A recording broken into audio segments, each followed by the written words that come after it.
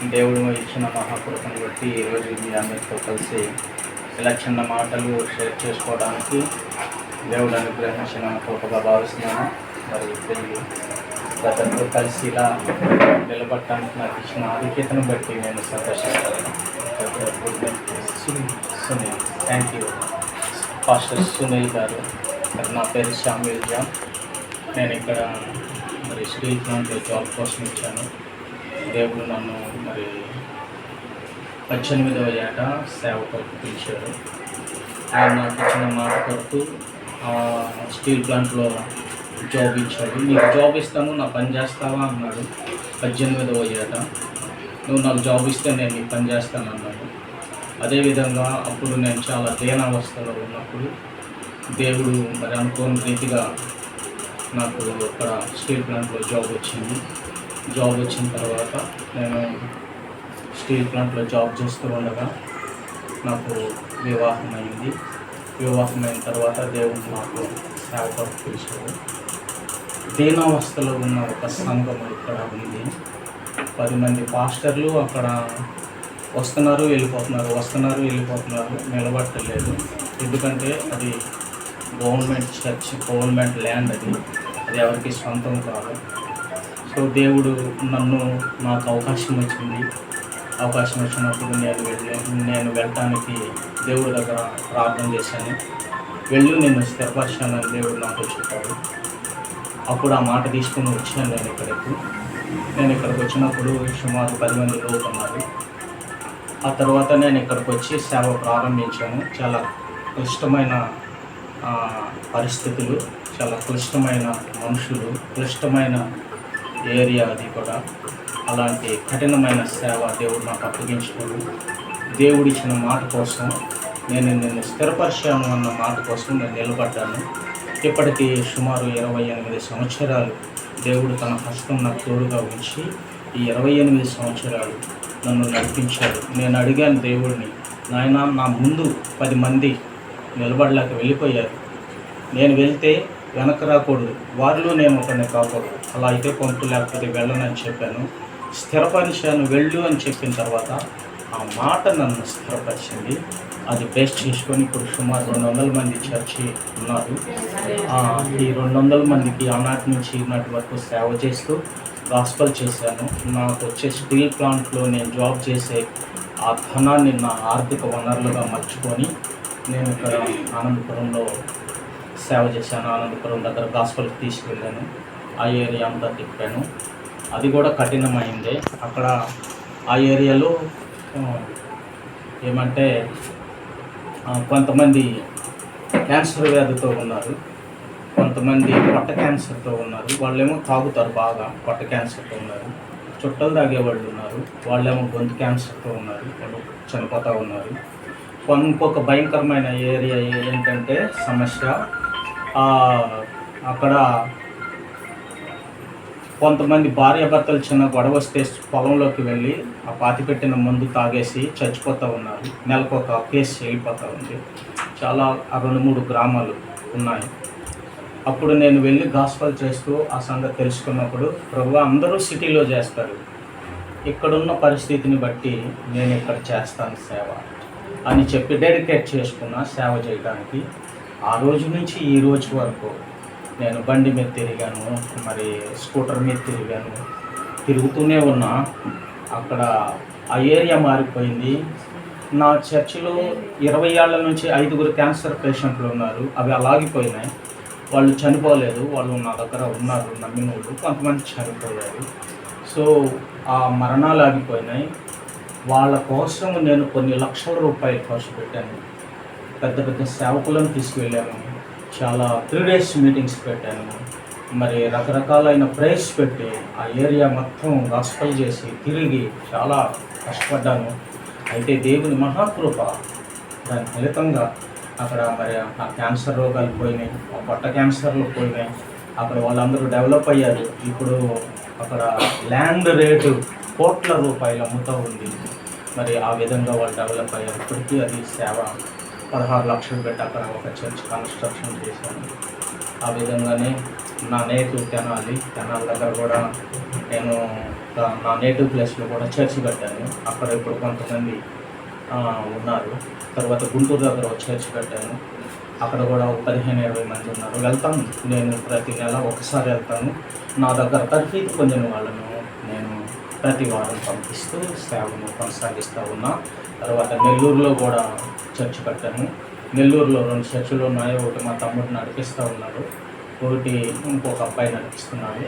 నేను ప్రతి నెల వెళ్ళి చర్చిలన్నీ సందర్శించి వాళ్ళకు బలారాధన ఇచ్చి వాళ్ళని బలపరిచి వస్తూ ఉంటా. ఇది నా పరిచర్య, దేవుడు నాకు ఇచ్చినది. మరి నేను ఏమీ అంటే ఈ రోజున దేవుడు ఇచ్చే పోషణ మీద ఆధారపడి నా రెక్కల మీద నేను సంపాదించుకున్నది కూడా నేను నిలుపుకోలేదు. ఈ రోజుకి కూడా నేను దేవుని పోషణ మీద ఆయన ఇస్తే తింటున్నాను. ఇల్లు వాకిళ్ళు ఏం కట్టుకోలేదు, నా కోసం నేనేమి సంపాదించుకోలేదు, నిర్మించుకోలేదు.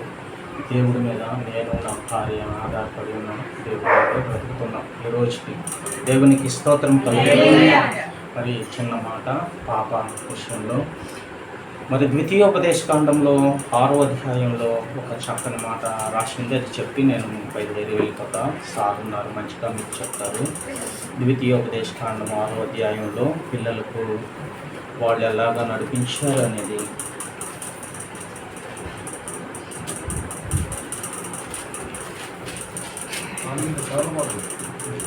ద్వితీయోపదేశకాండము 6వ అధ్యాయము మనము చూద్దాం. 6వ అధ్యాయంలో ఇక్కడ చూడండి 3వ వచనం నుండి. కాబట్టి ఇశ్రాయేలు నీ పితరుల దేవుడైన యెహోవా నీతో చెప్పిన ప్రకారము పాలు తేనెలు ప్రవహించే దేశంలో మేలు కలిగి బహుగా అభివృద్ధి పొందినట్లు నీవు వాటిని విని అనుసరించి నడుచుకొనవలెను.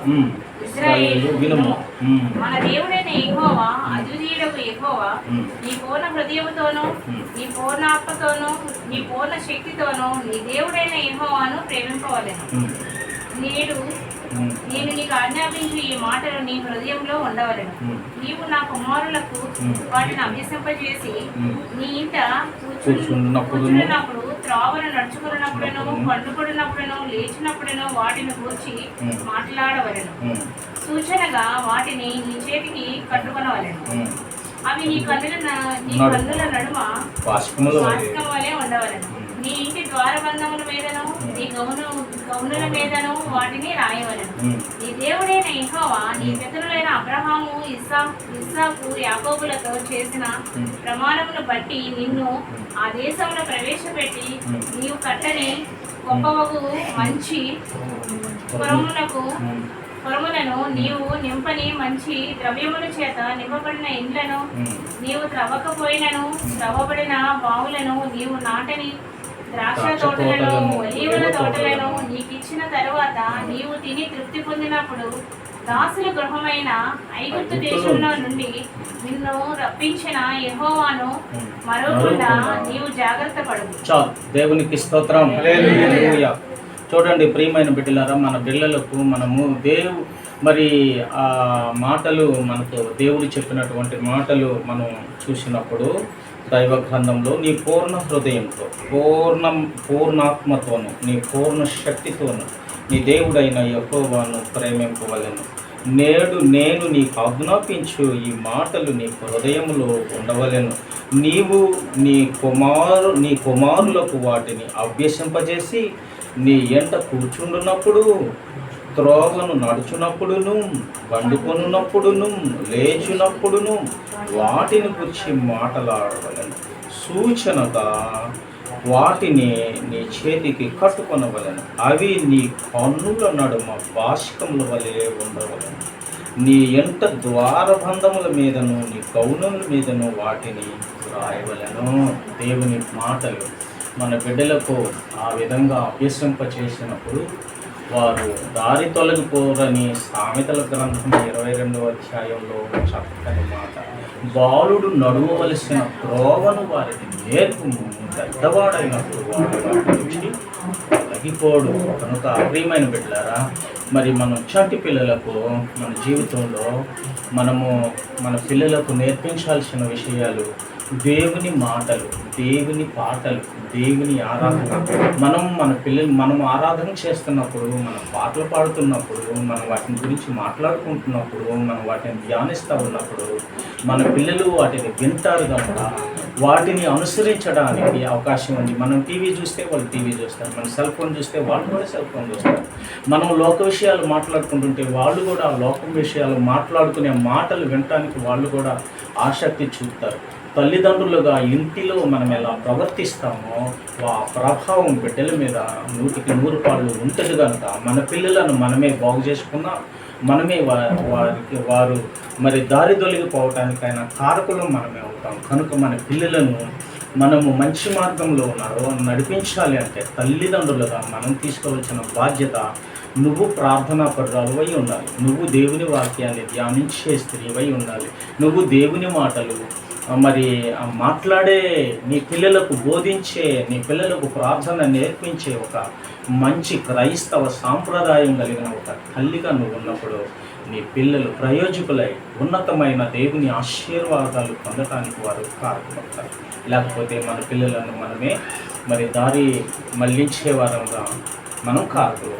మన పిల్లలను బాగు చేసినా మనమే, వాళ్ళు దారి తప్పిపోయినా మరి దానికి కారణం మనమే అవుతాం. కనుక తల్లిదండ్రులు వారి పిల్లలను గురించి దైవభక్తి విషయంలో తీసుకోవాల్సిన జాగ్రత్తలు, పిల్లలను సండే స్కూల్కి పంపించడానికి, సండే స్కూల్లో చిన్న మంచి కథలు, మంచి పాఠాలు, మంచి విషయాలు సండే స్కూల్ ద్వారా పిల్లలు నేర్చుకునే విషయాలు, ఇంటిలో తల్లిదండ్రుల ప్రవర్తన ద్వారా వాళ్ళు నేర్చుకునే విషయాలు, ఆ ప్రభావం బిడ్డల మీద 100కి 100 పిల్లల మీద ఉంటుందని మరి ఈ దినం దైవ వాక్యం మనకు సెలవిస్తూ ఉంది. మరి సమయం సంకుచితం, మేము వేరే చోటుకు వెళ్ళాలి కనుక దైవజనులు మంచి బ్రదర్ నుంచి పరచుకోవడం నా అదృష్టం. Thank you brother.